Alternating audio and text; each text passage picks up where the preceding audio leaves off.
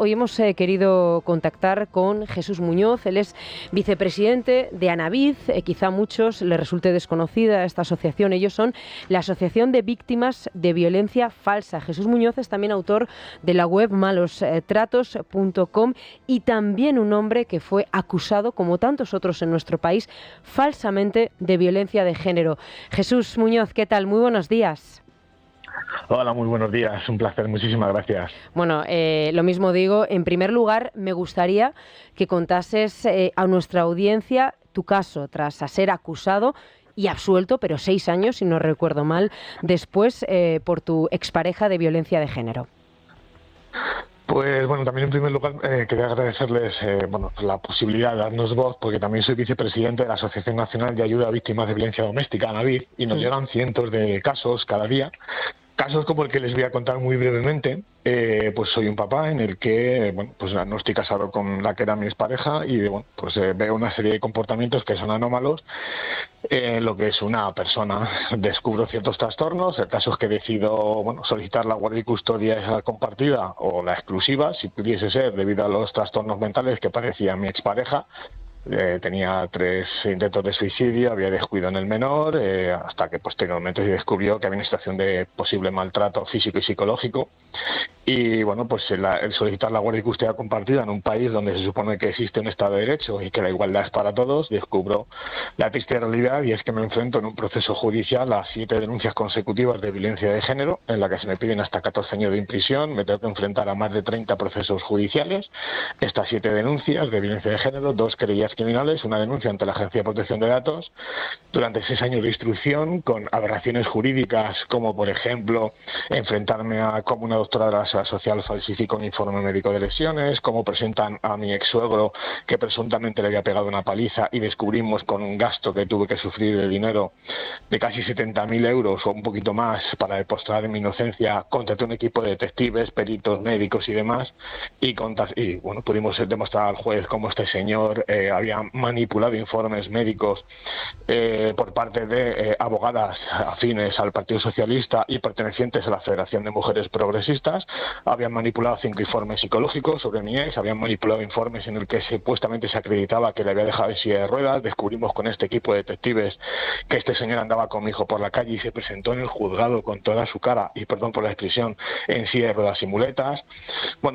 Todo eso descubre uno cómo funciona la justicia en este país cuando eres hombre y te imputan de la noche a la mañana sin ningún tipo de dudas, con muchísimo un mar de incongruencias judiciales. 14 años y medio de prisión que conseguí con una sentencia 6 años después de libre absolución por un fundado uso espurio, demostrar mi inocencia. Y lo único es que este tipo de personas siempre se van de rositas, porque como bien saben ustedes y sabe la audiencia, las denuncias falsas en este país no existen. Yo tengo 7 y además conseguí 4 condenas consecutivas a mi expareja por diferentes motivos, y consecuencia de ello fue que tuve que dejar de ver a mi hijo, no porque yo quisiera, sino porque en el proceso judicial, una cosa es el proceso penal y otra cosa es la situación jurídica y civil que lleva aparejada todo proceso de separación. Es la situación de guardia y custodia, las madres, en este caso mi expareja, el niño de su propiedad, y ella es la que decide qué se puede hacer o no por encima de lo que determina un juez,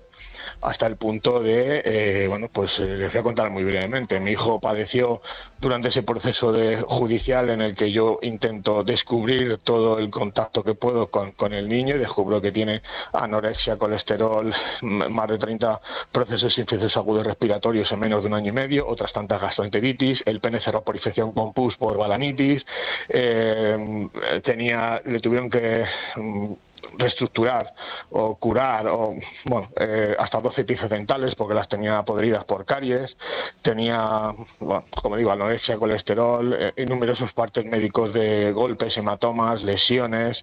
Tenía problemas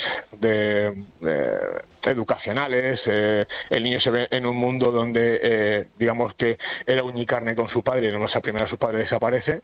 Y no porque uno quisiera, sino porque la vendetta de la madre, como no puede meterme en la cárcel, porque como no quiero estar con ella, este tipo de personas entienden que o eres mío o no eres de nadie, y si no eres mío te voy a meter en la cárcel, bueno, pues automáticamente decide que no puedo ver a mi hijo, y cuando intento verlo en la guardería, 4 meses por no llegar a una negociación, que grabo la conversación con las abogadas de esta persona, me deja 4 meses sin ver al niño, y bueno, pues en vendetta por el acuerdo que querían ellas, unos 800 euros de pensión, que el juez lo deja en 250.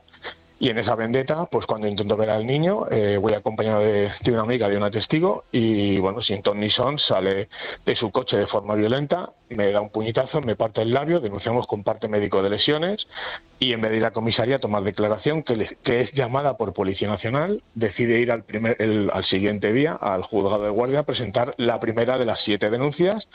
Y en ese proceso judicial, pues entre otras muchas cosas, uno de los días que voy a recoger al niño ya con auto judicial, porque el juez observa, y además quiero dejar hincapié en una cosa muy importante, y es que la primera denuncia de violencia de género y las consecutivas, tanto el juez como un informe del Ministerio Fiscal dicen que no ha lugar, y además creo que lo voy a decir casi literal, no ha lugar a la petición de orden de protección y alejamiento, ya que lo único que existe aquí es una situación de crisis por la custodia del menor.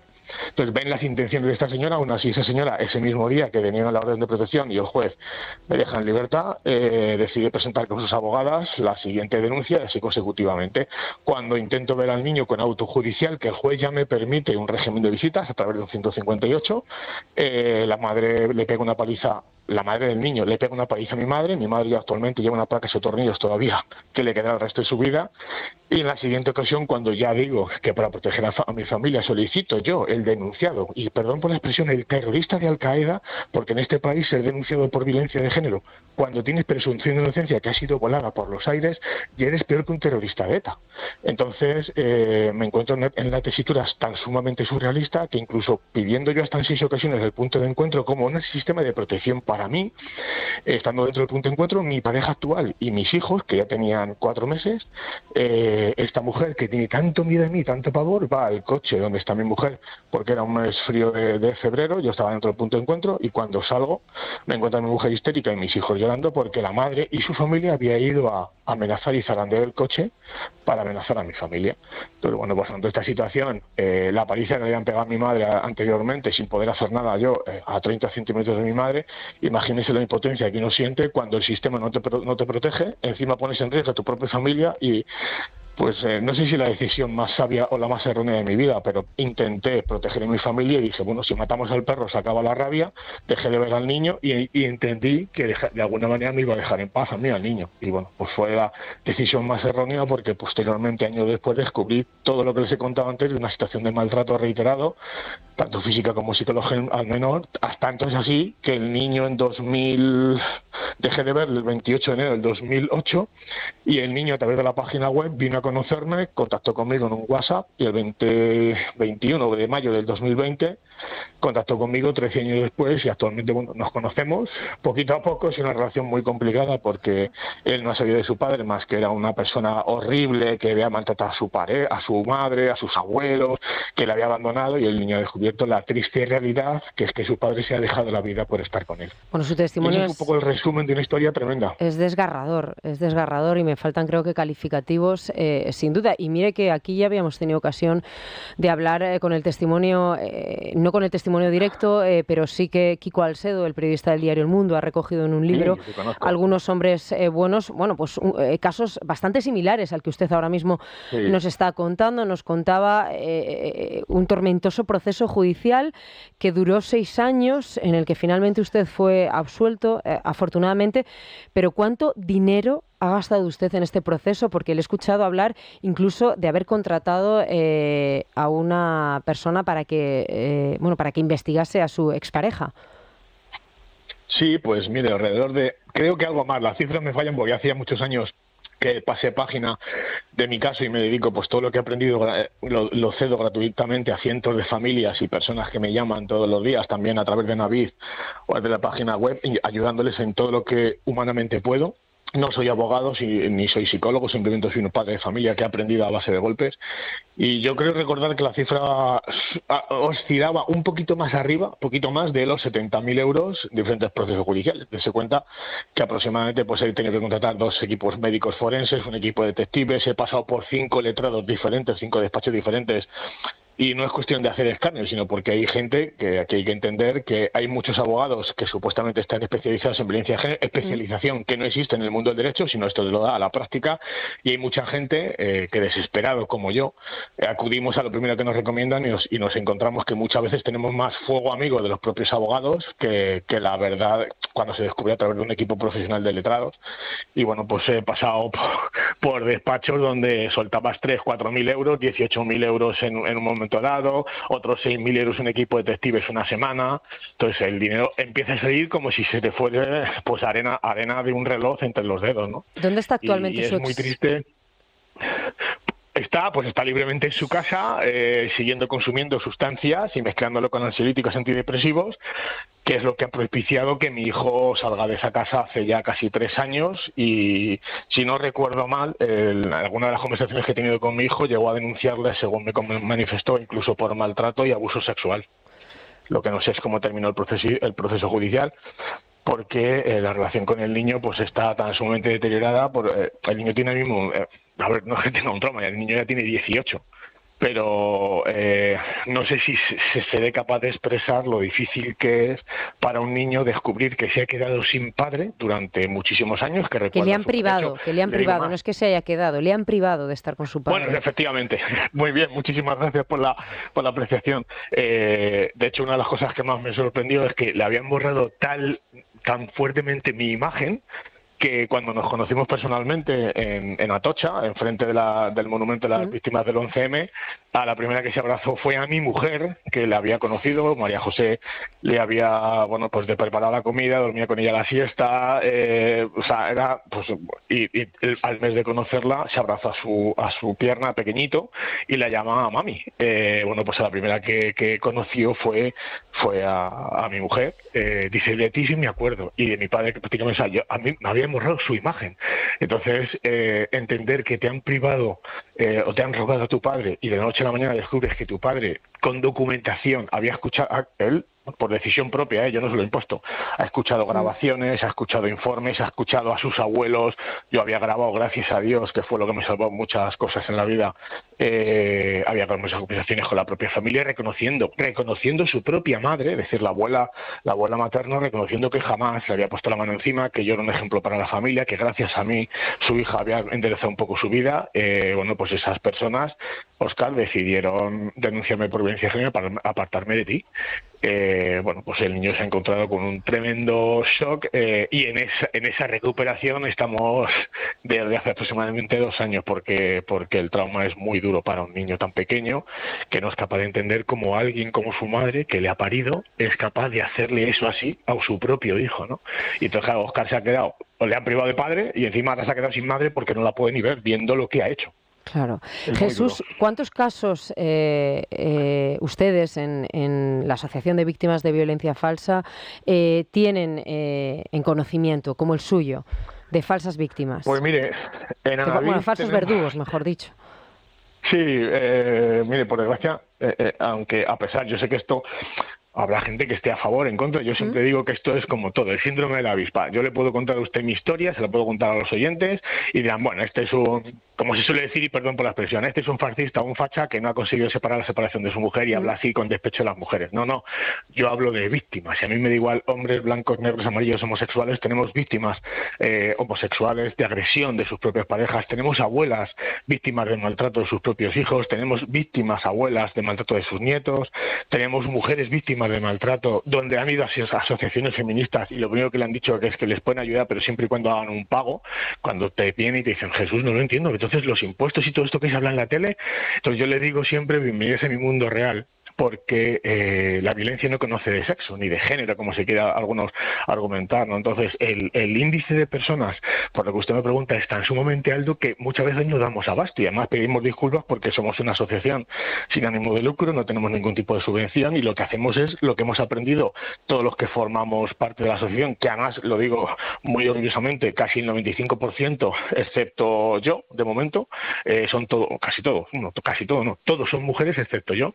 Unas son víctimas de una situación de maltrato, otras son víctimas porque su pareja actual ha vivido algo parecido a lo mío y lo que decidieron, bueno, pues yo inicié mi recorrido en el 2008-2009 con la página web, luego hice Malos Datos Falsos TV haciendo entrevistas a víctimas que habían vivido y estaban dando la cara y diciendo que quieren contar su caso públicamente, y en Avid prácticamente a diario recibimos, pues no le puedo decir la cifra, pero entre 15 a 50 casos diarios, y lo que más me entristece, y perdone que lo diga así, es que cada vez son más mujeres las que nos piden ayuda, no víctimas de maltrato, que también, sino víctimas, mujeres, que son las actuales parejas de estos hombres que les han amargado la vida y descubren lo que realmente les ha ocultado el feminismo, que es el empoderamiento y el supremacismo que hay. Con todo mi respeto a cualquier persona que se pueda sentir ofendida, el feminismo, una cosa es lo que se luchaba por la igualdad de las mujeres hace 40, 50 años o hace 100, y otra cosa es el feminismo actual, que lo único que ha hecho es supuestamente igualar derechos quitándoselo a las demás personas. Entonces, cuando se vulneran derechos, se liberan agresores sexuales, se dice que la mujer siempre tiene razón sí o sí, y resulta que nos encontramos con cifras tremebundas, y no me las invento yo. O sea, que yo siempre digo que ahí tienen ustedes a San Google a través del Consejo General del Poder Judicial, Fiscalía General del Estado, Observatorio de Violencia de Género, y las denuncias anuales, las diarias, es como, para que la gente lo entienda, son 9 autobuses diarios de hombres detenidos por violencia de género. Es decir, 9 autobuses como los del Madrid, el Barcelona, el Atlético de Madrid, sí, pero son detenidos. De esas, disculpa que te interrumpa, de esas detenciones, no, como tú comentas, y de esas imputaciones a hombres, el 70% de los acusados, la última cifra que manejamos, más del 70% incluso por violencia de género, acaban resultando inocentes, como su caso. Con lo cual, ¿realmente se persiguen en España las denuncias falsas? Mi opinión personal, y creo que casi todas las personas con las que usted hable a raíz de que han sido denunciados y consiguen demostrar su inocencia, es no se persiguen. Primero, por el miedo de los jueces. Los jueces no quieren problemas en sus pasillos ni en sus juzgados donde salga la feminista de turno apoyada por el Ministerio de Igualdad diciendo que el juez de turno ha liberado a un agresor sexual o un maltratador de mujeres, y entonces no quieren eso. La realidad es lo que usted acaba de decir. Entre el 75 y el 80% de las denuncias anuales, es decir, yo si quieren les puedo mandar luego a través de Twitter o de WhatsApp o como que ustedes quieran, los gráficos reales del Ministerio de Interior, de Fiscalía General del Estado, donde aproximadamente, voy a hacer una cifra redonda, ¿vale? En 2019 creo que fue una de las más altas, justo al 2022, 168.000 denuncias en un año. Es decir, si dividimos entre 365, aproximadamente son unas 450 denuncias diarias. De esas, de las 168.000, más de 135.000 en ese año terminaron declarando a la persona inocente. Y a mí me da igual, porque podemos entrar en un debate moral o jurídico, que no, yo no soy jurista, sobre si las personas que han salido archivadas, sobreseídas, no son inocentes, sino que no se ha podido demostrar su culpabilidad. Yo a ese tipo de personas, con todo mi respeto, yo les llamo indigentes mentales, porque el artículo 6.2 de la Directiva de la Presunción de Inocencia de la Unión Europea dice que toda persona que no haya sido condenada debe ser reputada como inocente y tiene el mismo valor jurídico, un sobreseimiento, un archivo, cuando sean firmes, y una libre absolución. Por tanto, si no ha podido acreditarse su culpabilidad, ¿por qué en toda la mayor parte, prácticamente entre el 85 y 90% de los delitos cometidos por violencia de género, que son agresiones, a grosso modo puede ser, si ustedes lo recuerdan, como el caso de Francesco Arcuri, condenado por un 153.2, que es un empujón sin evidencia de lesiones? La mayor parte de los delitos denunciados no superan 2 años. Entonces, mi pregunta es, si no superan 2 años y una persona blanca heterosexual que vive en Madrid o que vive en Álava o en Valencia y están acreditados su domicilio, ¿por qué las fuerzas y cuerpos de seguridad privan de libertad? Y aquí quiero lanzar una pregunta tanto a ustedes como a los oyentes. ¿Cómo es posible? Yo entiendo que usted, imagínese que por desgracia, ojalá no le pase nunca, tenga una enfermedad y usted tiene que entrar en quirófano. ¿Usted entra en un quirófano donde el cirujano, el 80% de los pacientes que ha atendido han fallecido en su quirófano? No, ¿verdad? ¿Usted montaría en un avión donde el 80% de los vuelos que ha cogido ese piloto los ha estrellado? No, ¿verdad? ¿Por qué el 80% de los detenidos por las fuerzas y cuerpos de seguridad seguimos siendo detenidos cuando se ha demostrado judicialmente que hemos sido inocentes. Entonces, algo está fallando. Yo no culpo a las fuerzas, sino a los políticos que utilizan a las fuerzas del cuerpo de seguridad y a la legislación y a la administración y a la burocracia, utilizando los juzgados que son cuasi ilegales porque están utilizando el derecho penal de autor, y no lo digo yo, lo dice la página 92 del informe del anteproyecto de la ley del Consejo de Poder Judicial, que dijo en su día que la creación de juzgados específicos para un grupo determinado de personas se llama derecho penal de autor, algo que no cabe en la jurisdicción española y menos a través del artículo 14 de la Constitución. Y también lo dice la sentencia 59/2008 del Tribunal Constitucional en su apartado séptimo, entre otros el magistrado don Jorge Rodríguez Zapata, que habla de que esta ley haría los sueños de Metzger, que ojalá nunca se aprobase, y esa sentencia es de 2008, y Metzger era el jurista alemán asesor de Hitler. O sea, no hace falta decir más cuando juristas prestigiosos que protegen nuestra Constitución y miembros del Consejo de Poder Judicial advertían al gobierno de turno de la creación de que juzgados específicos para un grupo determinado de personas, como en este caso son hombres, estamos jugando con derecho penal de autor. Y eso la gente no lo ve porque, claro, todo el mundo dice, bueno, es que mueren más mujeres. Oiga, ¿por qué no creamos juzgados específicos? Porque el 70% de los niños asesinados en este país son a manos de madres. El 92% de los niños que son secuestrados en este país, de una media de 330 anuales, el 92% son a manos de madres. ¿Por qué no creamos un derecho penal de autor específico para madres sustractoras? Y que el delito, cuando lo comete una mujer, sea mucho más alto, porque son las que más secuestran. Entonces estamos jugando con fuego, creando una sociedad de odio de hombres contra mujeres, donde lo único que se destruye al final es el principio de la familia. Y por desgracia, ojalá no tuviese que conocer a ninguno de los papás, entre ellos he conocido el papá de Eugenio, que reconocerán ustedes el caso de Olivia, que fue asesinada por su madre, cuando al padre le dan la guardia y custodia.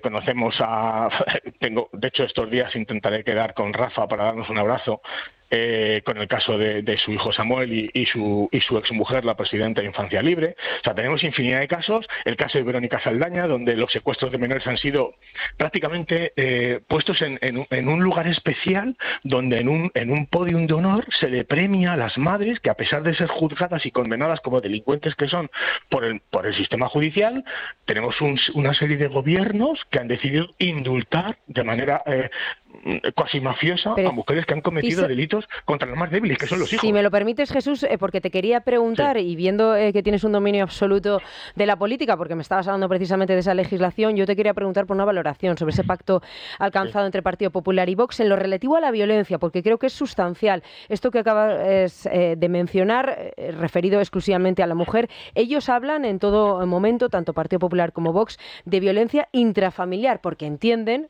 como usted, que no solo hay que proteger a la mujer, sino por supuesto también a los niños, pero no solo a los niños, también a los ancianos y también a los hombres, que haylos víctima también de la violencia de sus parejas. Rapidísimamente, una valoración. Sí, muy rápidamente. Yo considero que, mire, en cualquier país del mundo nos vamos a acercar a la zona del territorio Schengen. Ningún país de Europa, ninguno, tiene una legislación de violencia de género. Solamente existe a nivel mundial la violencia doméstica. Y mucha gente se refiere, por ejemplo, al Convenio de Estambul. El Convenio de Estambul establece que hay que proteger a las mujeres víctimas de violencia de género y víctimas de violencia doméstica, hombres, mujeres y niños, además de ancianos. Y se protegió en el Convenio de Estambul, que eso es lo que la gente no quiere saber, ni Partido Popular, entiendo que Vox ya ha leído bastante sobre esto, solamente habla del Convenio de Estambul de protección de mujeres víctimas de violencia de género en países de tercer mundo. Y aquí tenemos un problema con la violencia, vamos a decir, machista, que se denomina ahora políticamente, y quiero ir muy rápido para no entretenerles mucho. La violencia machista yo la puedo entender hasta cierto punto, es decir, porque hemos importado sociedades donde vienen a España porque sus sociedades han fracasado, víctimas de X regímenes, pero muchas situaciones de maltrato machista, que se puede decir así, vienen propagadas por ciertas religiones importadas y por ciertas conductas de países donde se permite que un hombre borracho pegue a una mujer. Eso en España es prácticamente residual y en algún momento puntual podemos establecer violencia machista, pero yo lo que no voy a tolerar ni por parte de Vox, ni Partido Popular, ni nadie, es que hable que de las 160.000 denuncias anuales, todos los que hemos sido denunciados es porque somos machistas. Por ahí sí que no voy a pasar, y entiendo que hay que proteger a todas las personas por igual, porque lo dice el artículo 14 de la Constitución. Otra cosa es lo que cada uno quiere inventar para el rédito político. Jesús Muñoz, vicepresidente de ANAVID, esa asociación de víctimas de violencia falsa, y autor también de la web tan tan popular, malostratos.com. Ha sido un placer. Muchísimas gracias por contarnos de su testimonio, y por hacernos ver una realidad contra la que hay que luchar, esa realidad que nos tratan de imponer desde algunos partidos políticos y de gran parte del colectivo que se hace llamar feminista. Gracias, ha sido un placer y ánimo. Pues muchísimas gracias desde Navid y de malostratosfalsos.com. Un placer y muchísimas gracias. Es La Mañana de Federico. Es Radio.